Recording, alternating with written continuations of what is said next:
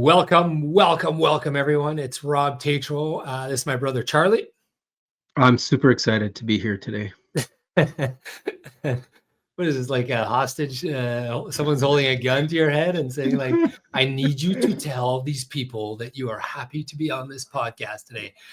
We are the Running Journey. We're in the middle of a pretty freaking neat journey right now. This is a little outside our comfort zone, would you say, Charlie? A little bit outside?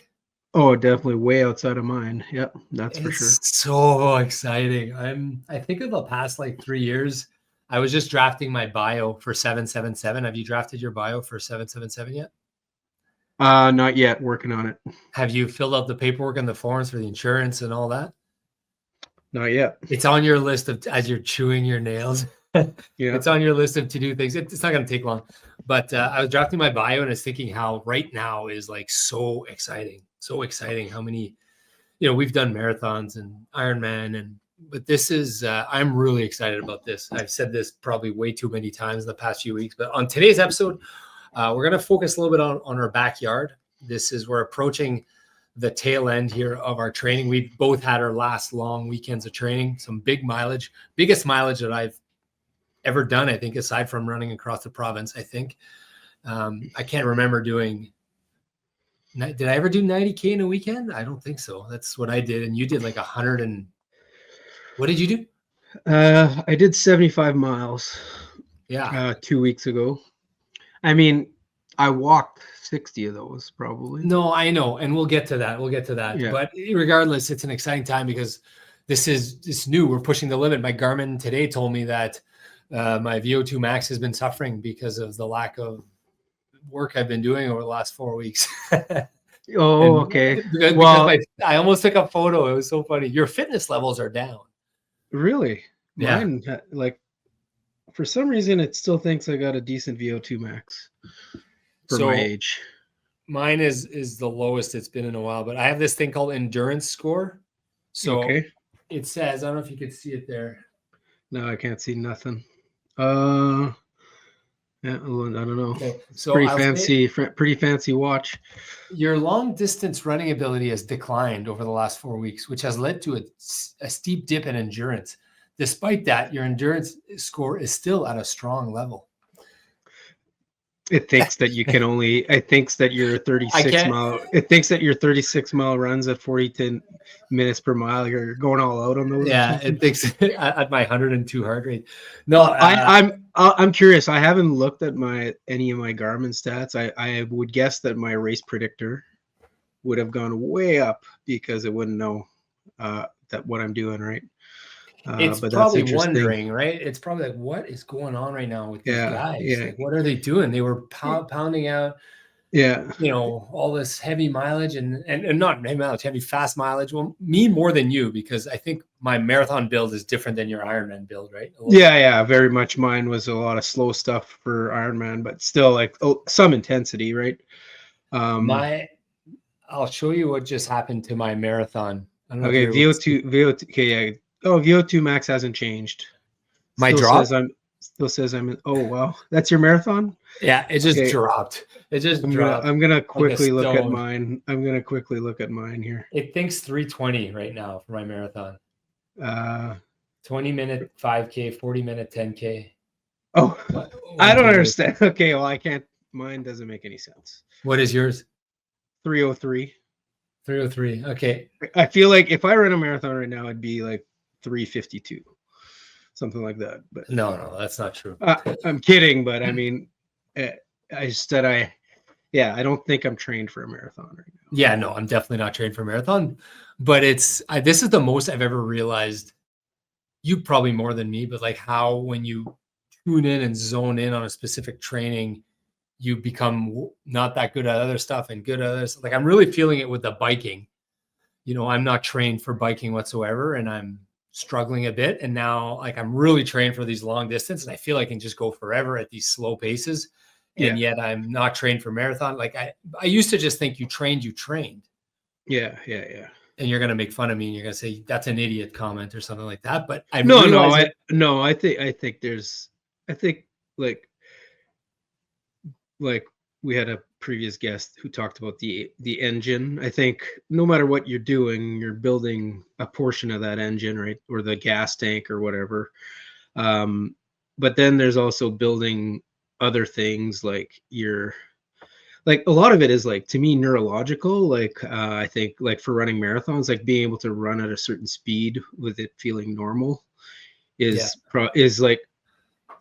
partially psychological, but also just like not even that, but like just your muscles remembering the muscle memory piece. The muscle yeah, memory. yeah, that part. Like, and then can I pause quick on that piece? Yeah. Sorry to interrupt, but like, remember when we talked about how awesome it was to do all these miles at race pace? I think we talked with Grains about this, or who did we talk about this? Like when we were doing all these miles at race pace when we're training for marathon, how good it felt and how much I loved we it. never do a lot though. We've never like, well, it's 3-4 miles every Saturday, Sunday, every Sunday. Well, not a lot. Yeah. But so if I'm doing eight miles at race pace in a week and I'm doing 85 miles for the week, I get it. But okay. Yeah.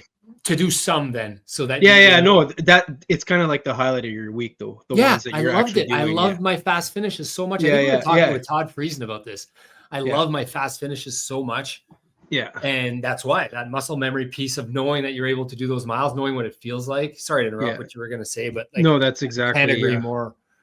And this thing has been, do you think you're going to have muscle memory about this? So I guess we should set the stage here first off. Today's episode, we're going to look at the backyard training that we've done, talk a bit about Zwift, talk about some of the guests and some of the stuff that are coming on in the next couple of weeks. I'm excited about the next 2 weeks.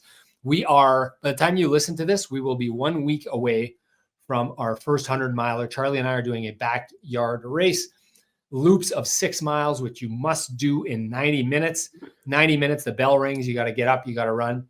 Did you know that there's other rules with the backyard? Like you can't drop like a jacket or gloves, or like you have to bring with you everything you start with, you have to finish the loop with, stuff like that, small rules like that I didn't know. But anyways, we've been doing, but yeah, no, extensive planning. I would assume you could drop stuff at the start line and have your crew pick it up or something, but yeah, there was a bit of a controversy in Canada at the Canada Championships like 3 weeks ago, because one of the guys allegedly dropped something and one of the other competitors turned him in. No, resigned, turned him in and resigned and said he, kind of like a golfer imposing a penalty on himself or whatever. So he quit and he said, I don't want to be a part of this. So anyways, I heard about this in the backyard. So backyard is a thing. It's a format. It's really hot right now because for the first time ever, people are pushing themselves to limits. Like I think it's also like a really accessible thing. Like, I mean, in terms of like, you don't have to be fast to do it. A lot of people can't run fast, but they can do, 4 miles or 4.1 miles in an hour, right? Yeah, you just have to do 14-minute miles, right? Yeah. So I think that's one of the reasons, and it's a challenge, and it's a way. So I think it's like an entry level, or it's like a way into ultra running. I'm not an ultra runner, so I wouldn't know, but I think it's like it's an easier way to get into those longer distances because you don't have to like go on a course where you have to bring all your stuff. You can come back to a central place. You're not like alone for hours. I would assume in a normal ultra race, you'd be alone for hours. Here, you're going to be coming back and seeing people every hour. So I kind of see what the appeal is of this backyard format. I think for organizers, it's a bit of a nightmare. But I've been looking up different versions of this, and it's interesting because we're actually doing a different version. Have you seen other so the one version I saw that was slightly different was it was backyard, but 1 mile every 15 minutes. 15 minutes. Yeah. Sorry, 1.04 miles or something. The equivalent of 4.1. So I saw that, but I didn't see any videos or I think. Oh, there's YouTube videos of it. Yeah, it's nice. It looks pretty fun, but. Well, I think the standard, when like marathons came out and there were 25-mile races and there were 26, and eventually they just decided on a standard, like it's 26.2 miles. Yeah. I think we're going to get to that in a year where they're going to say, listen, if you want to call it a backyard, this is the distance. This is how it's going to be. And they're going to standard. You don't think so? I feel like there might be like a competitive convergence on those things, Yeah, but you right? might If they have. want to make it a competitive, like the worlds, they might converge on a thing. But I think there's always going to be the people who want to like put a little spin on it, right? Because Fair enough. plus, like, it gives organizers more options, right? I think that's the main reason why there's all these different versions, is like organizers do not want to be locked in to 5-day events or whatever, right? Like some of these are going to be, you need a week, right?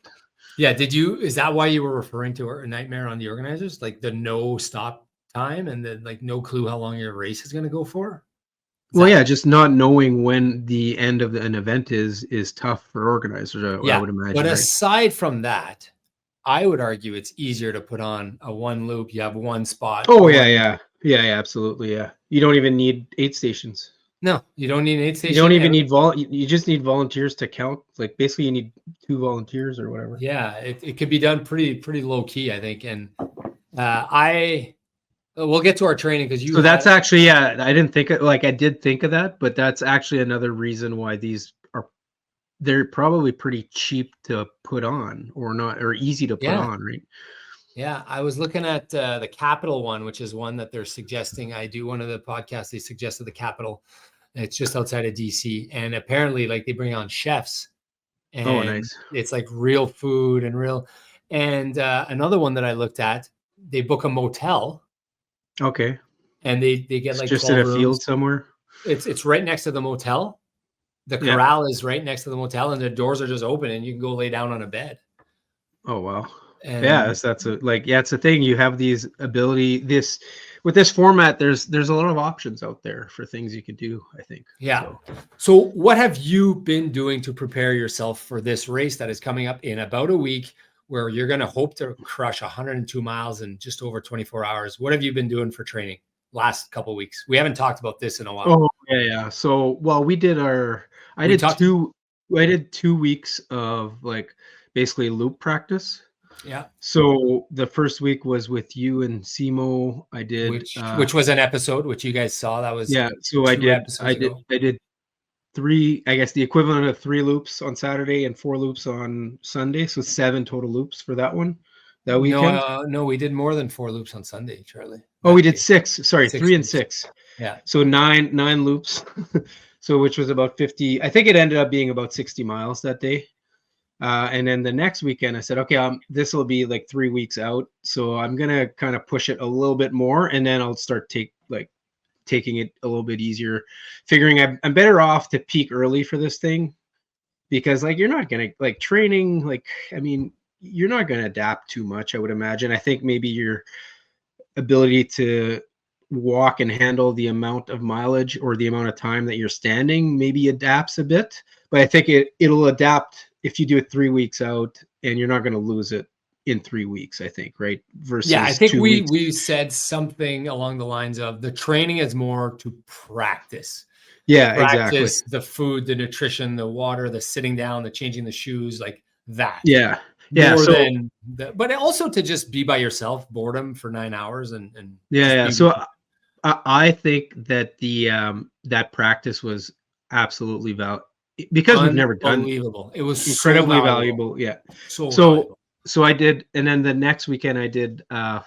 I wanted to push it a bit, so I think I did 5 and 7. Does that make sense? Yeah, 5 and 7. So I did 5 loops and 7 loops, which would have been, because my loops were slightly sometimes longer than 6 miles. It ended up being 75 miles for that weekend, but like all easy, except the one thing I was proud of is I did my last mile in 6:45 out of those Yeah, 75 miles. That's good. And then this weekend was a bit the start of the taper. I didn't have as much time to train. You were traveling, family trip. Family trip. So I kind of just did 3.5 hours running straight, like not the loops, just get some endurance in, like 3.5 hours, easy pace. 10-minute miles. 10-minute, 9.5-minute miles, whatever. Just get it done. And then the next day I did 10 miles. And now I'm like in the easy kind of take it easy section of my training. And there's very little running for me to do now going forward. I think you had a similar thing, except maybe a week week difference because of traveling. So maybe Yeah, we you flipped go our ahead. weekends because I was in Toronto for I took my daughter to see Taylor Swift. So I flew out there. I had like 48 hours in Toronto, and I was like, how many miles could I possibly do here without kind of ruining my daughter's weekend? So I got up, I pulled a Charlie. I got up at 5 or 4:30 or whatever, and I tried to do 3-4 hours before she was up. And I did manage to do that both the days. So I think I did 2 hours on one day and 4 on the other, or 5. Well, I don't remember. Whatever. I tried to do as much as I could considering I was there. It wasn't a heavy mileage. And you know the feeling I had, I've told you this. I saw your Strava, I saw your map after, and I was like, I was like jealous of all the mileage and the practice. Yeah, I felt bad. I actually felt bad posting it. I was like, oh, Rob will be like, he'll be jealous. I knew you would feel that way. So I I kind of was felt so bad. jealous. I felt bad, and I was just staring at my screen. I was like, okay, can I go do 9 hours tomorrow? And I was like, on Monday, I was like, no, I can't go do 9 hours on Monday. I have a million things to do. But I had planned to do a longer weekend this past weekend. So it ended up being fine because I ended up doing, what did I do? 4 hours Well, on. I did the same thing. You did like 60 miles this weekend or something. Yeah. Yeah, I did 4 loops and Or 54 54 miles, I think you did. Yeah. Yeah, maybe I did. Yeah, 1 less loop, maybe 9 loops. 6 and 3. Yeah, I think you 6 did. and 3. I did. Yeah, 6 and 3. And I did run club in there, which was a little different. But I left that Sunday feeling. So I don't know if you noticed this, but I'll share this with the viewers. So when we recorded our episode, that was 2 episodes ago, the one before the Riley Dudar, I was kind of holding the camera and we were talking and I was interviewing and we were talking. And there's this one part towards the end. You probably recall it. Did you notice that the predictions weren't in the video? Oh, I'm so happy they're not. Okay. So I asked everyone, I looked at my camera and I said, okay, great. I'm recording still. Because my biggest fear is that we do this whole episode and it's not recording, right? Because it's happened before. And so I looked and I started recording. And then we did our predictions. Simo did his prediction. You did yours. I did mine. And I was like, oh, that's going to be real good. And then I looked and it was off. Oh, okay, great. And I immediately felt inside, I was like, oh, do I ask everyone? Because you were already like, I can't believe I said that. And I was like, oh, I went out on a limb there and we made some pretty aggressive predictions. And I debated asking you the same questions over again, but instead I just did like a recap so we didn't have the predictions for our video. So it's Simo, you get a pass. Simo, you get a pass your 34-minute 34 minute last loop there. Last loop is not going to be on there. But it was, I want to share this with everyone. I felt dizzy, unwell, zero confidence 2 weeks ago when we did our thing. I don't know if you recall this, but I didn't drink till the 3rd loop. I didn't eat. I was just kind of winging. I thought I would just wing a 9-hour run. I mean, I know it's walking, but I thought I would just wing it. I thought, it's walking. It's no big deal. And I didn't really eat. I didn't have my hydration and my nutrition prep. You were pretty organized. You had your bagels. And I was ill at the end of that day. And I thought, probably just this is how you feel after running 9 hours, right? Yeah. No, I was tired too, but I wouldn't say I was ill. Because I had the next day I was like I felt like I was good to go the next day, right? Yeah. So that's not how I felt. I felt really terrible about it. Now I did have a cold. Yeah. But did the cold get worse because I didn't eat and drink and I did 9 hours of running? Probably, right? Probably. My immune system was down. I didn't drink water. I drank 250 mils of water for 9 hours. What was I thinking? How stupid am I? Anyways, I wasn't happy with myself. So, I found it interesting that I peed like 15 times that day and you peed like twice. No, I think I had one. One. I think you had 1 or 2 at the beginning. Yeah. Yeah. And they were very orangey. And I just went to bed that night at like 8 p.m. and I slept all day till the next day. And I remember thinking the next day, I didn't tell you this, but I was like, oh my God, I'm not ready for this. I'm not going to be able to do this. Yeah. So when I went again this past weekend, it was such a confidence boost. Patrick, Rob, you need to eat. You need to set up a plan. Our coach, Patrick, shout out to Patrick. You need to set up a plan. You need to eat. You're going to do 60 kilometers on the Saturday one day. Well, I remember you sent me some texts asking about the 40 3-miler I did about the nutrition, and you were like, "Oh man, it sounds like you ate so much," and it did feel like I was eating a lot. Okay, so I'm gonna go through mine, and then I want to ask you about yours, just because I think this is. I almost didn't believe it was possible to eat this much, and I know that anyone who's ever run long distance trail and long distance ultras, they probably know this. But Patrick suggested to me roughly 80 grams of carbs per loop. He told me to eat more than that. I think. Anyways, that's what I went with. Or maybe it was Chad. Maybe it was my buddy Chad that suggested that. Chad told us 90. Yeah. 80 And 70 to 90, I think it was. Yeah. And Patrick told me more.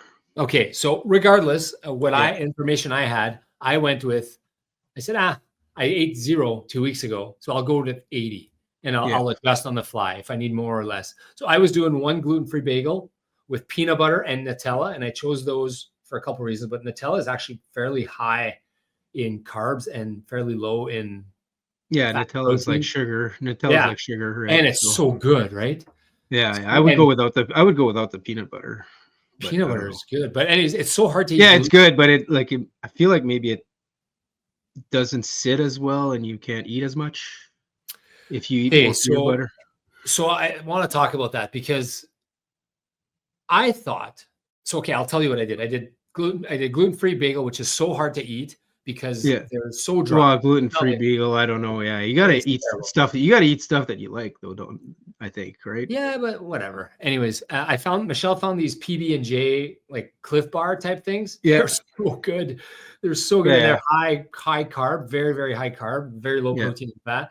So I said, okay, I love these things with a passion. So I can easily have one per loop, 25 grams of carbs. Yeah. That's why I got my granola bars. Yeah. They were so good. So I did PB&J was 45. I did my Gatorade water mix. Now I chose to go Gatorade water, not scratch, but I think I'm going to change that. And then that was about 15 in a half bottle. And then I had my snack, which I would eat on the go. I would eat my snack, my last 25 grams of carbs. I would eat them halfway point. I would take it with me. Yeah. So I had something. Yeah, it's very similar to what. So I came out to 80 every loop.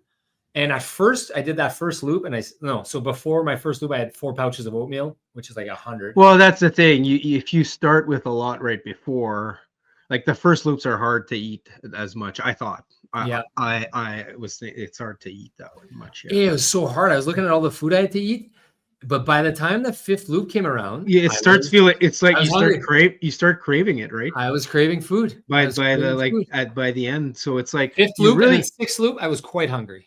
So really, like we might need to actually eat more than what we practiced if we can, because by the end it probably compounds, right? By the end it ends up being more. Is that what you did roughly? Total grams of carbs and I did about 10 fat, 10 protein. Yeah, I'm guessing. So I had a bagel, which was 50 grams of carbs. I had I would take a granola bar and 3 bags of these little Mott's kind of fruit candy type things. I don't know about those. I know you stand by them, but it's like pure sugar. It just goes right in the. You don't think there's like processed stuff in there and gelatin and I don't know. You believe it? You like it? They feel good when they go down, and I feel like I get energy when I do take them. So I'm not gonna argue with you. So it could be, but yeah, it's pure sugar. To me, it's like a gel. They're like gels, but like a little bit more fun to eat, a little bit more tasty. slower going down, like slower processing maybe. Yeah. So 3 of those bags, those are 17 each. 1 granola bar plus the bagel. So the bagel's 50. The 3 bags are 51. Oh wow, you're doing way more than me. And the granola bar is like about 20 or 15. Let's say it's 15, so that's 115, and then about a scoop and a half of scratch. Holy smokes, you're doubling what I was eating. Yeah, that's what I said. I was doing about 140 grams per loop, which is like 100 per hour, like not quite 100 per hour. And I felt like really the scratch to me. Actually, sorry. So at first I wasn't doing the scratch. I forgot to say this part. After 3 loops, I felt kind of like low on energy, or dehydrated or something. I'm not sure. So I was like, okay, maybe I just need some scratch and more hydration, right? Game changer, right? so I started doing the scratch after the third loop, and all of a sudden I felt better than I did at the beginning. It was weird. And then like that last practice I did gave me so much confidence. I don't know, Same. because I started Yeah. feeling better and better as the loops were going. Yeah, Right. and I like think of like doing marathons, how much practice it's tough to get practice for a marathon, right? It's tough because you have to do one to get practice for a marathon. Yeah. But this, we kind of got to practice real race quote unquote condition. Yeah. I mean, yes, we only we don't know how it's going to feel after 12, 13 agreed, loops. Agreed. But at least we get to replicate like the minutes, the pace, the nutrition. So like that's as close as you can get, I think. Like you can't practice a marathon at race pace, the whole thing. You can't do it, but this you can.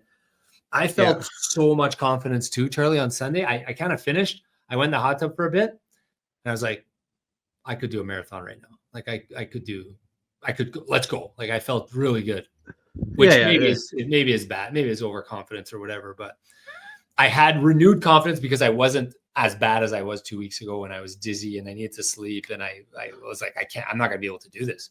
When I told Charlie I'm pulling out of the race, like, so it was similar to me. I felt much more confident after the second, but I think it's part of it was like Patrick said, try a bit more carbs, right?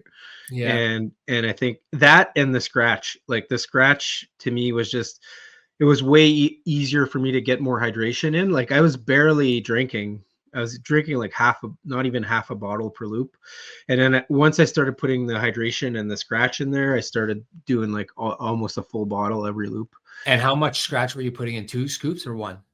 I was putting like 1 or 2. It depended. I was kind of going by feel. Yeah. But load up. Let's go. Yeah. So as a reminder to the viewers, we were doing 14-minute and 20 to 14-minute 30 miles. Now the way we were doing it, minutes per mile. I know that seems. I was doing more like 14s, and I was giving myself a bit more time in between. But, what I noticed is I would run or walk. Sorry, I would run till whatever, and then I'd walk till it hit 14:30s.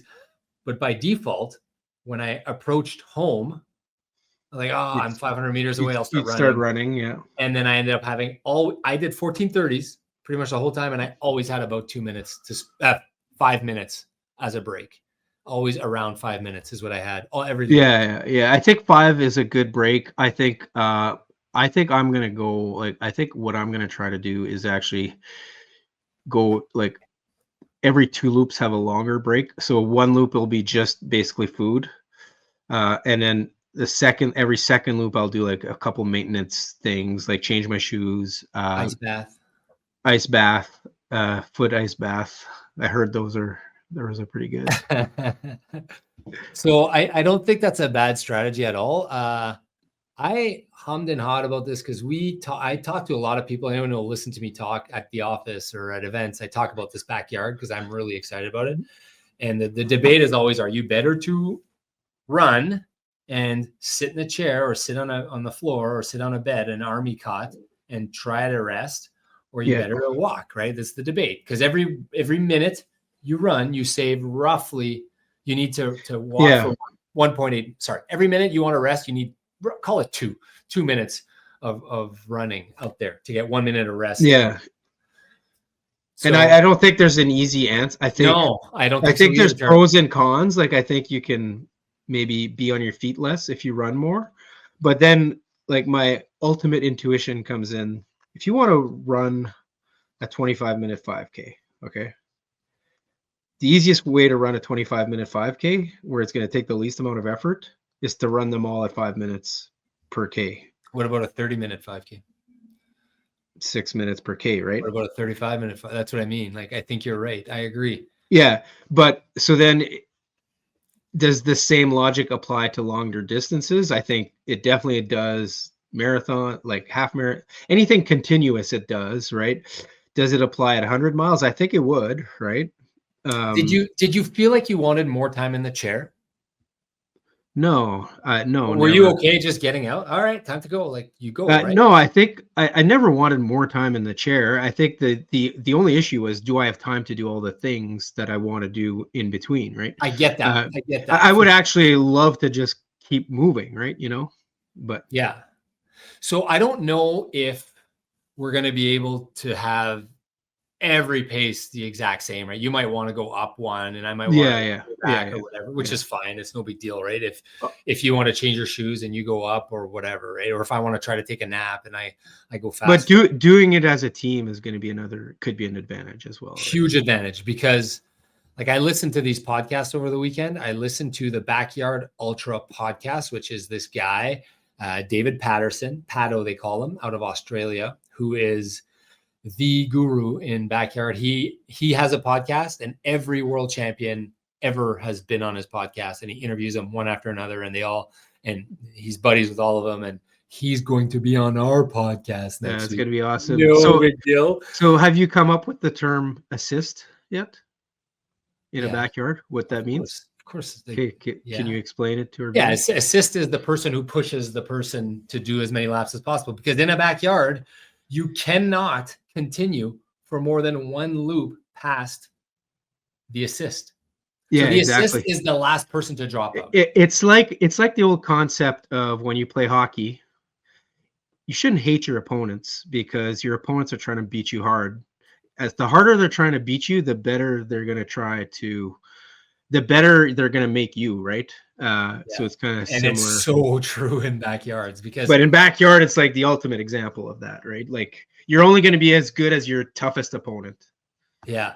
There was a really, really interesting. So they had the World Championships, not to go off the rails here too much. You talked about it in a couple episodes ago, the World Championships. They did the team championships, which was 15 runners per country. Oh, yeah, the controversy.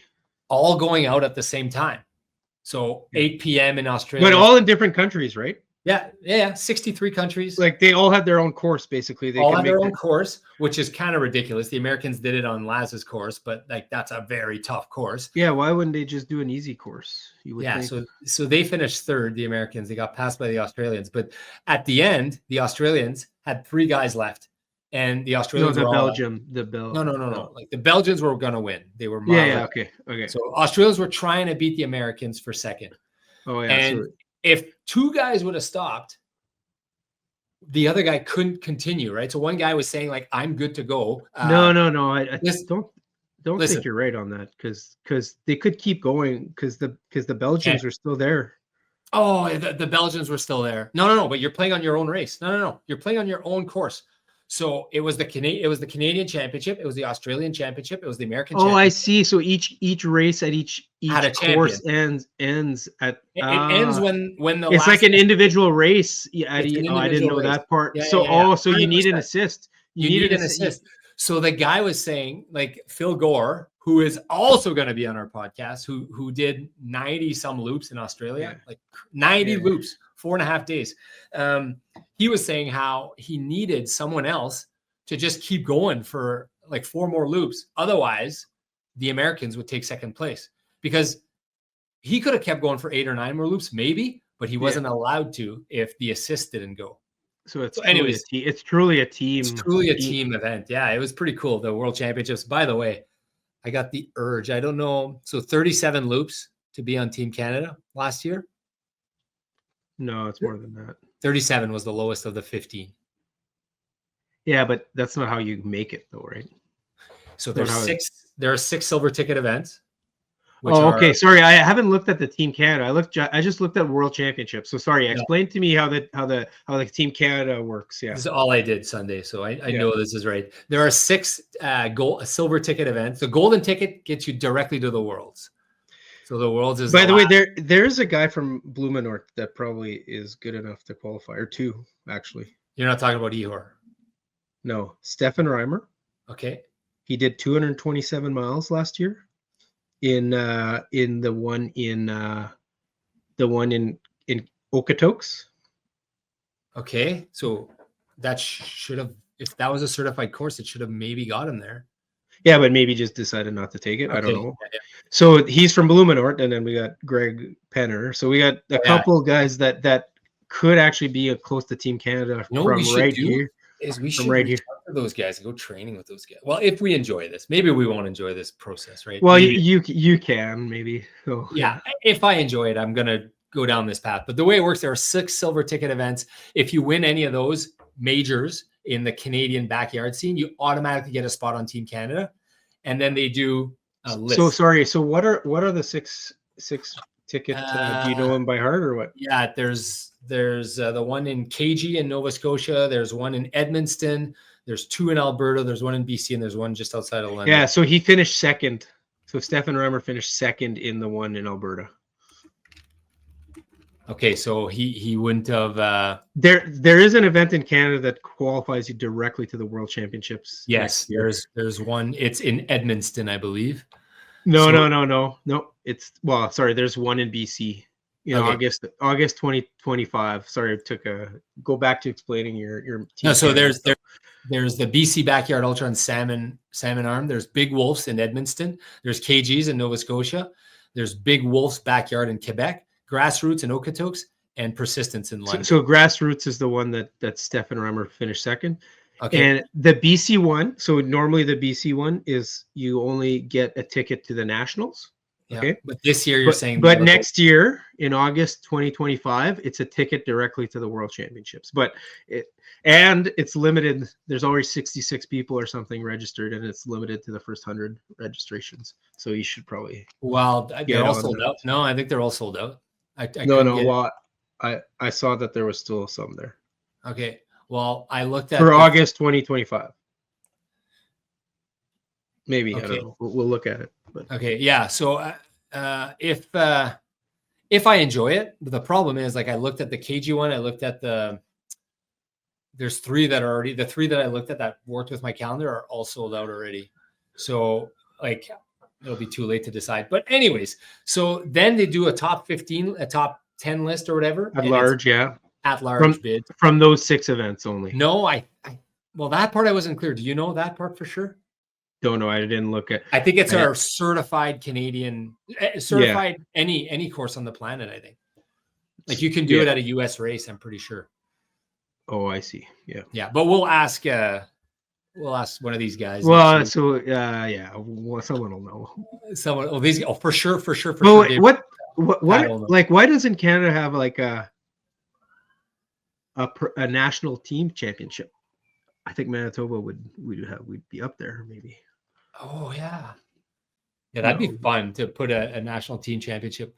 So, anyways, I started thinking about this goal. I listened to this podcast. I learned so many things about backyard, Charlie, and we haven't gotten into it, but I think we're probably going to ask these guys. So next week we have the opportunity before our race to interview two of the most knowledgeable people on the planet.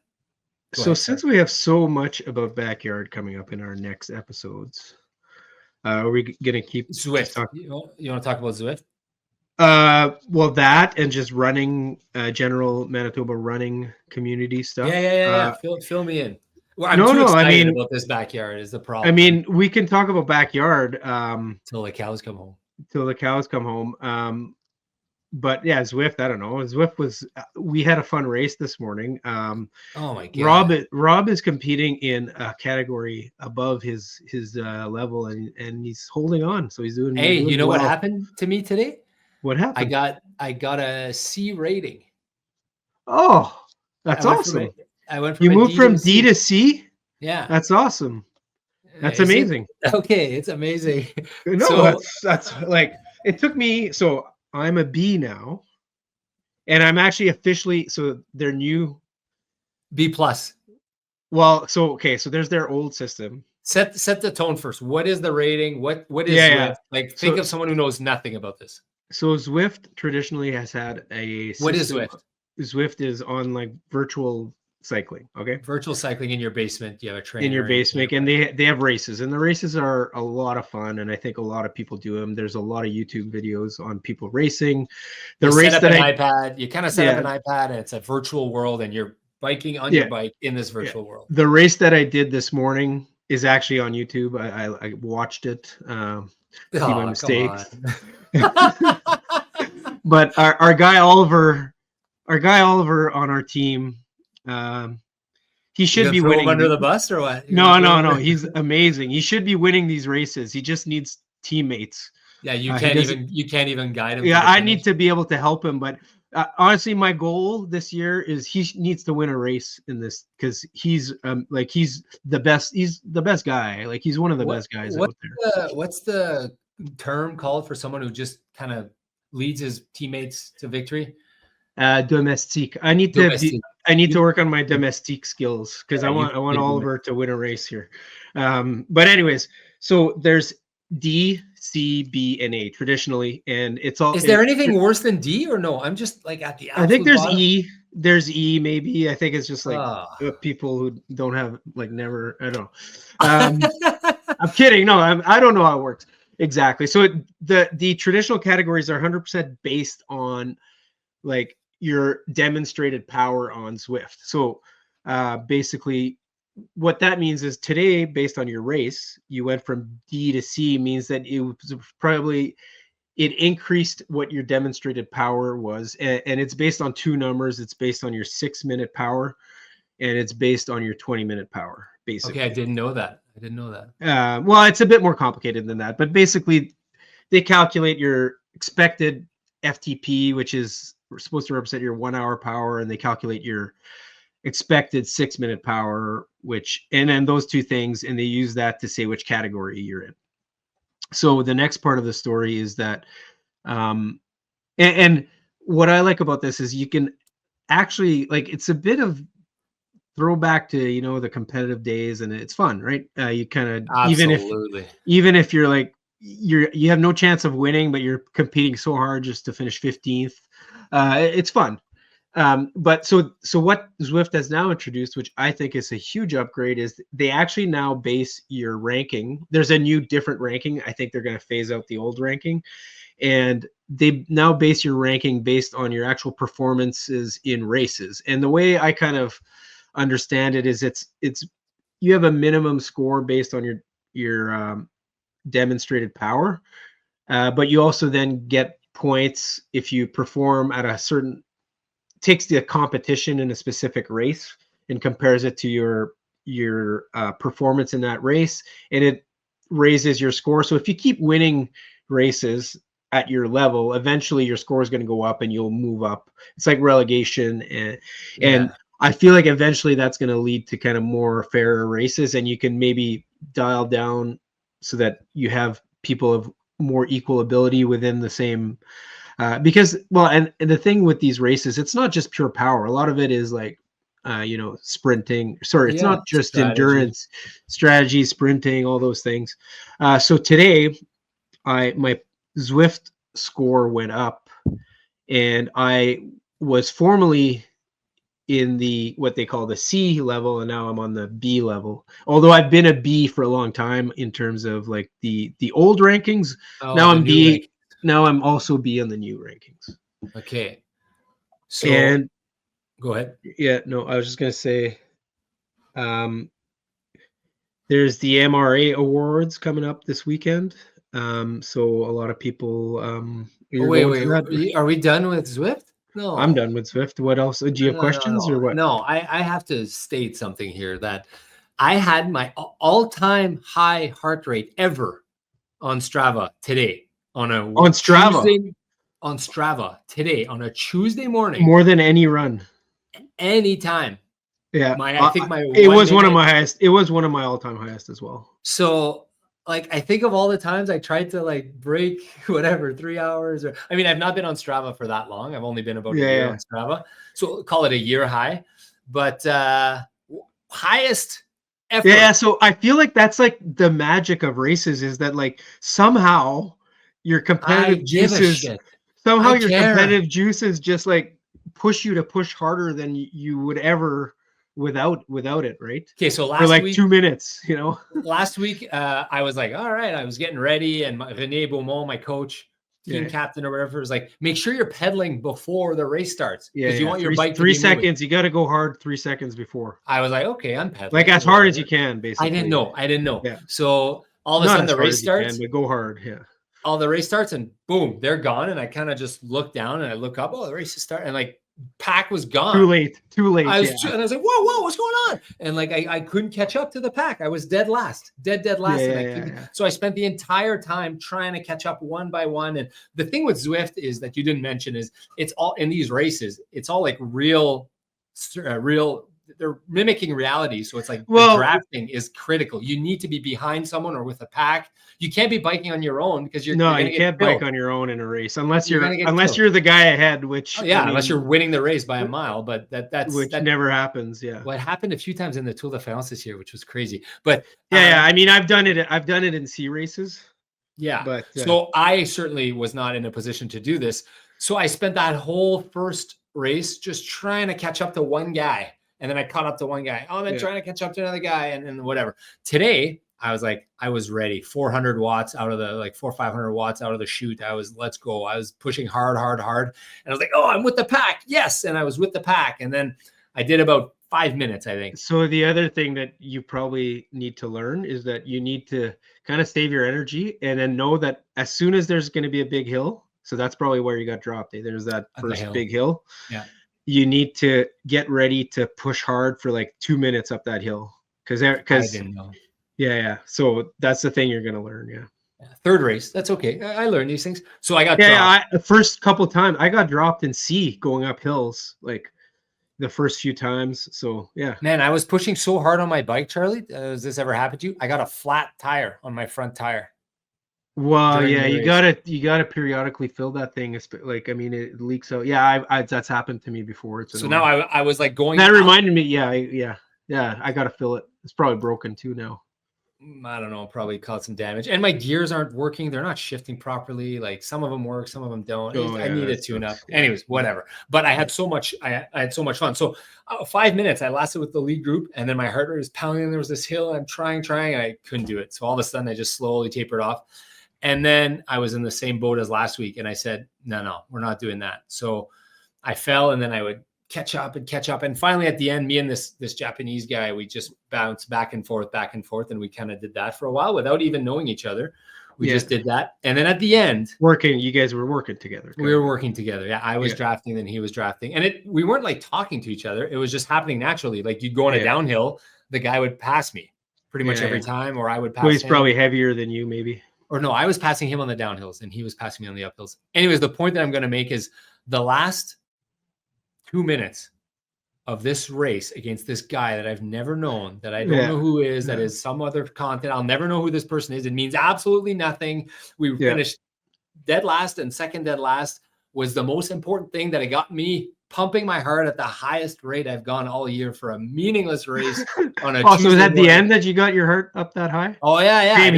Same here. I got it up to 182 at the end, and I don't remember the last time that's happened. Like probably didn't want to lose to this guy. Probably my last FTP test or something. I was in a group of 7, and I'm a little rusty. That was my first sprint since February, pretty much, right? So I finished 4th out of the 7th in my group. So the sprint is just at the end there, because there was a hill at the end. I don't know about you. Did you have a hill at the end? Yeah, the last section. So there's a downhill and then there was an uphill. The sprint was an uphill sprint. Yeah. So that's a bit longer.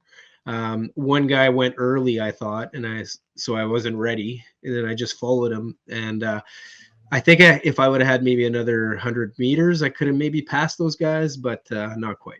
Because your endurance would have kicked in. Like you could. No, I was just like I was going faster than them because I had the draft. So because I didn't time it. Like I kind of lost the draft when the guy timed it perfectly when he went, and I didn't follow him early enough. But 4 out of 7, it's not bad. These are really good riders. Yeah, but you finished like 15th or something out of 50. 15. Yeah, it's pretty good. It was my best B result ever. So. Yeah. So I beat some people, so I didn't finish dead last. So I really enjoyed it. And as much as every mile I'd look at the distance left and I go, I can't do this. Like there's 6 miles left. I can't do this at this rate. As much as I said, so you're working way harder than me because I'm just focusing on like staying in the draft pretty much the whole time. I didn't have a draft this time. It was so hard. Anyways, as hard as it was, clearly I loved it. I loved it because I'm like, I can't wait for next Tuesday. Hopefully I can improve on my time trial next Tuesday. Is it? Okay, let's go. Time trial. So I gotta get Simo. Simo, man, Simo, you need to come back to the team. Yeah, the team needs you, Simo. Team needs you, Simo. Because he's a strong C. Yeah, he's very strong C. Yeah. He's probably our best C, I would imagine. Anyways, I'm the worst one on my team, but I'm on there anyways. So that's that for the Zwift. So we're done 3 of the 6-week league, and I've produced 0 points for my team, but yet I'm killing myself every week trying to improve and try. I got up early for a warm up today. I was like, I'm gonna be ready. I want my heart rate at 130 when the race starts so that I can go hard. Because I saw you did that last week, right? I've missed the last 2 warm-ups because I slept in, but usually it's good. No. Idea. You warmed up. At not the time trial. Yeah, the time trial I did. Yeah. Okay, so what do you do when you warm up? You just click on you just run any race Yeah, anywhere? just whatever, just ride and Free then ride or whatever. I think if you're gonna do a warm-up though, you better go kind of hard a little bit because you got to get that high cadence and low cadence. Yeah, it's kind of like warming up for a half marathon, right? Yeah, I think you got to get that heart ready to like be ready to enjoy some pain. Well, like more like a 10K maybe. You and I would run sprints for our 10Ks, right? Like, well, we want to get at least like a mile in it or race pace, a K in at race pace, right? Yeah. So for me, going up that first hill, I averaged, I think over 400 watts that first hill, and then the second hill I got dropped, and I was at 390 for 3.5 minutes, and then I couldn't. My heart rate was at 181, so that's when I got dropped. But I feel like I'm getting in better shape on the bike. I'd like to finish a race like in the pack-ish. I don't know. The pack thins out probably at the end, right? Well, it gets split up. So what happened in ours is there was 11 guys at the front, and then we were a group of 7 behind, and then there was other groups behind. Yeah, so it kind of it splits up in these packs. To put this in perspective, you beat me by what, like 8 minutes or something, or 6 minutes? 6 minutes maybe. Yeah, I don't know. 6 minutes. Crazy. Yeah, but I'm also drafting off better guys. Oh yeah, I had nobody to draft. Yeah, okay, fair enough. I had to do a lot of pulling today. A lot of pulling.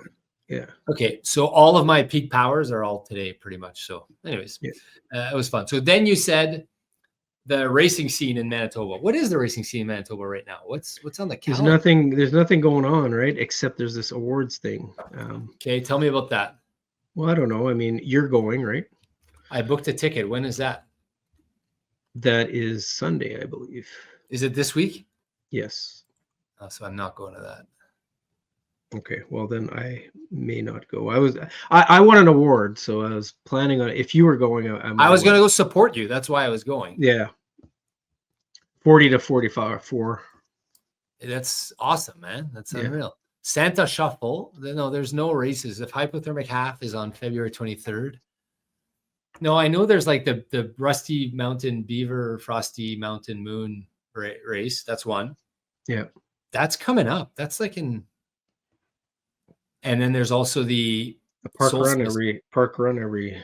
Yeah, but we don't need that right now. We don't need that. I'm not doing 5Ks unless they're jogs. Although these guys in the backyard, one of them was like, don't give up on your speed. Don't give up on your speed because it allows you to run 9-minute miles instead of 10-minute miles, and just buys you. Anyways, I'm not saying that's wrong. I think doing a bit of speed probably makes you a stronger runner, right? We're not doing 5Ks though, or races next week. But I think like it's like if you were training for this forever, right? Like we're just coming off a bunch of, like, it's not like, I think you can't go like years without doing speed, right? But like I do occasional speed no matter what, right? So it's I just did a build for Chicago there not too long ago, so and then have you okay, so what are you doing this weekend? You're doing a taper? You're doing like an hour on Saturday and 3 on Sunday? I haven't even looked. That's what Patrick's got in there for me. Yeah, it's probably something like that. Run club and then 2 loops, I think. Yeah, 2 loops on Sunday. We do those. But together. I mean, I don't know if I'll. We got track. We got track on Sunday. That's the other exciting thing. I have not signed up for that yet. Should I do that? You didn't sign up? I thought you said you signed up already. I no. Well, we weren't in the same time slot, so it's a different time slot. So I didn't want to like drive by myself. Okay. So I don't think you'll get a spot then. He told me, so now you're saying it's sold out, but I would have probably, or unless, yeah. What time are you at? 6:45 or something. 6:30. Would you move it to 7 so that we go together? I can't. Not... They just put me in that slot. They told me I had no choice. Oh wow, because you're an elite runner, I guess they go earlier. No, that's the only spots they had. That they just told me. Okay, so because Greg told me there were spots at 7 still. Anyways, I'll figure that out. I'll reach out. I could move to 7. Yeah, it's a Sunday. If they have the spots, yeah, we'll see. And what are you planning on doing for like once that's done? Oh, how long is it? 6 weeks? 10 weeks? How long does that go for? 6 weeks, I think. Yeah, 6 weeks. So you're just gonna do it just to do it because you're not doing a build for a marathon or anything. You'll just incorporate it. I just need to maintain a bit of that stimulus. I think it's like what that guy said. Like you need to just maintain, and it's for health, right? Too. Like I mean, I think as you get older, you need to at least make some time to put in some speed in your weekly routine. It's not really training for anything, but yeah. And I feel like I'm after this. I'm not really training. Like we've got the 777, right? Yeah. But I would say I'm not going to be specifically training for that at all. Yeah. What is that going to look like? Like to me, that's going to be like prep for Run with Rob. It's just going to be go out and jog and do whatever you want to do, but stay active. But yeah, and make sure you taper and make sure you're fresh. And yeah. I don't think there's going to be. So it's just going to be. I'm going to have fun with it, right? Just Are you? I've been struggling lately. I don't think you are, so I'll tell you that I am. I've been struggling lately with this. I know how much I love the marathon build. I was so excited about that. I wonder if I'm going to miss like just doing a million things. Because if you commit to like 2 races per year marathon builds, that's most of your calendar for the year, right? Would you say? Well, I think it depends on how well you want to do. Well, I've decided I want to break 3. Yeah, so that's what I was referring to. If your goal is to break 3 in these, you got to make them a priority. I think you got to take other things out. Yeah. So it's a decision. Unless I get that good at running marathons that I can like win. Yeah, you're not there yet. But if you could get there, yeah. I know I'm not there yet, Charlie. I know I'm not there yet. I just ran one in 3:03. But there's possible that if you do heavy if you become like John Coffin, who's going to be another one of our guests, then you probably don't need to train much to do a sub 3. But I don't need to be John Coffin. I could be somewhere in between John Coffin and myself, even like 3/4 of the way to myself between John and I, and still kind of be able to wing a sub 3, not wing, but like 8 weeks instead of 16 or whatever. And then you could do other stuff. Well, I think you can still probably do it on a 12-week build currently. I'm just saying, like, you got to make sure that 12-week build, there's no distractions in that. It's just marathon, right? Yeah. So like after 777, how long do we have till Boston and London? Like, I think it's 12 weeks, right? 6 weeks. No, it's more than that. I have 6 weeks, I think. Well, no, Boston's in late April. Mid-April. Yeah, maybe I'm wrong. 777 finishes I haven't February thought about this. To March to April. No, it's 10 weeks at least, something like that. It's at least 10 weeks. Yeah. So which is not really to me a full build, but maybe you don't need a full build here. So you could have it. So to me, this one will be really challenging, but I think you could probably you could do it if you make sure not to get injured. Yeah, you'll have a lot of base build from the 777, but you're going to need time to recover from that because of the travel. I don't think I'll have any chance of going sub 3 in Boston, but I think you might have a chance to go sub 3 in London. Because I have an extra 2 weeks or an extra week. I think I have an extra. No, just you have I think your base is a bit stronger than mine. Because I've done this before. I've done these kind of long endurance daily marathons. Okay. Well, no, I think you're coming from a place like you're just coming from. You didn't have your best race in Chicago that you could have had, like had you not been injured. So what I'm saying is you were at a 2:55 at some point. I've never been a 2:55 marathoner. I mean, I was a 3:01 marathoner at best, when I did Boston. Maybe under good conditions, I could have done under 3. And that's way farther back. That's going to be a full year now, right? So I'm coming from a long way. So Yeah. my expectation Do like a pretty big Ironman build though, right? With pretty high intensity training for long hours, and you don't think that that's just going to transfer that well? yeah, I think it will. I think it will transfer. But I think it needs time to catch. And Like, also, so in other words, and then also I'll be so tired from those 7 marathons, right? who My would do a body. faster marathon today between you and me? Oh, you by far. Me. Okay. I mean, I don't know. I feel like I haven't run. I don't really know what Yeah. I think maybe I could do like a 3:15. Yeah. Right So now. I respectfully disagree. I think Garmin's closer than you think. I don't know. The 7-minute miles are hard right now for me. Yeah, but remember when I did the 7-minute miles before the Winnipeg 10 and 10, I was like, I can't do this. I won't be able to do this. And then I did like 6:30s. Yeah, no, I know. When you're in a race, it's a different ballgame. Yeah. Okay, so do you want to? Okay, so again, if you haven't gathered, I love that hypothetical question. I always ask that question to myself though. If I had to run, it's a question that's constantly going through my head. If I had to run a marathon right now, what time would it be? Yeah, I do it all the time too. I do it all the Sunday. I was like, oh, it's like the indicator of it's like the indicator of your fitness. Yeah, Sunday I said to myself, I could do a 3:10 right now. Oh, I could do a 3:10 right now. Like after your run. Yeah, after 9 hours. Probably I couldn't, but it's just how I felt. I just felt good. And maybe that's a bad sign that I feel this good. I think it's a good sign. I really think it's a good sign.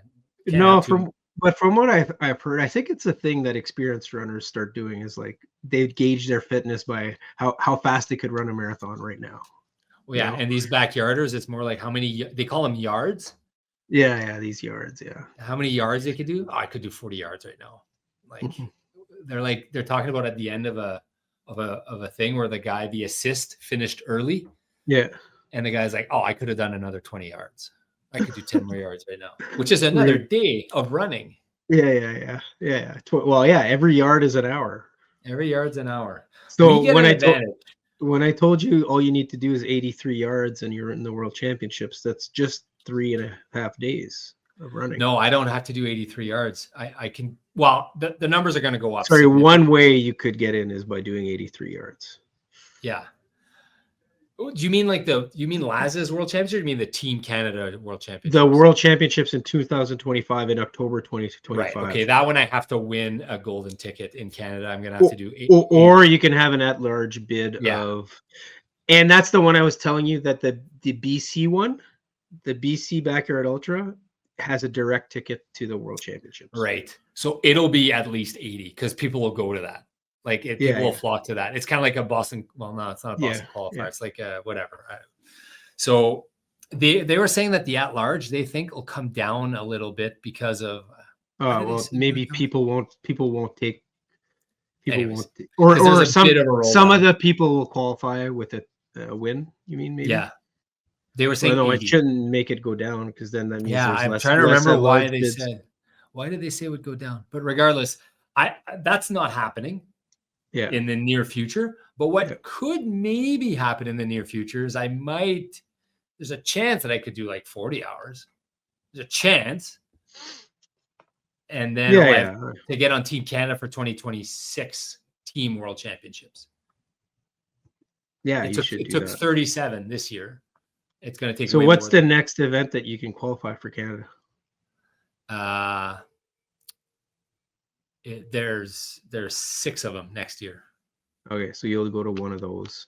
Well, I think what I'll do, or you could do an at-large. I think what I'll do is I might just try the Blumenort one to see how it goes, see how I feel. That's in June. That's in June or what? It's July. It's St. Luc 200 weekend. Oh, okay. So maybe I won't do that one actually. No, I think I want to go and travel and do one somewhere else and enjoy the traveling. I think maybe the Calgary one, like the Okotoks one.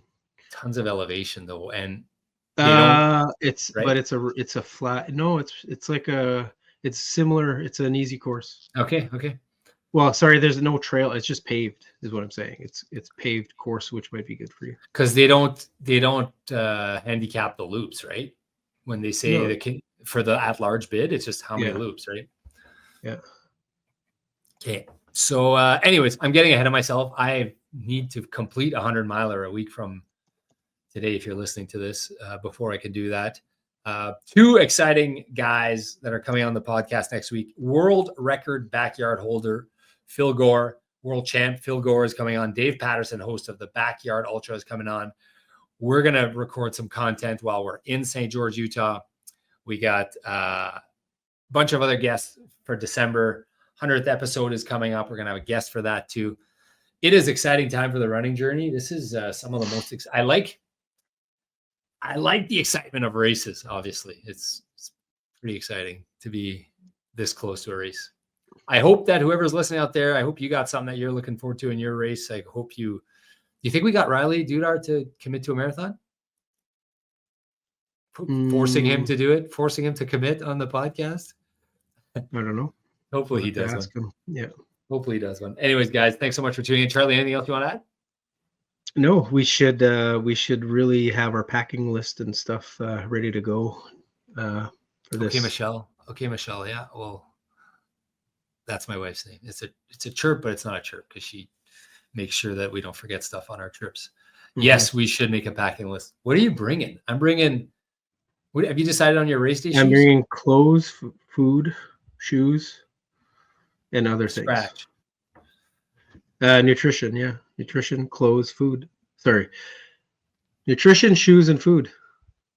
Okay. The three major food groups of runners. The three major. I don't know. Okay, we'll plan that shit out. Yeah. All right, guys. Well, thank you for tuning in.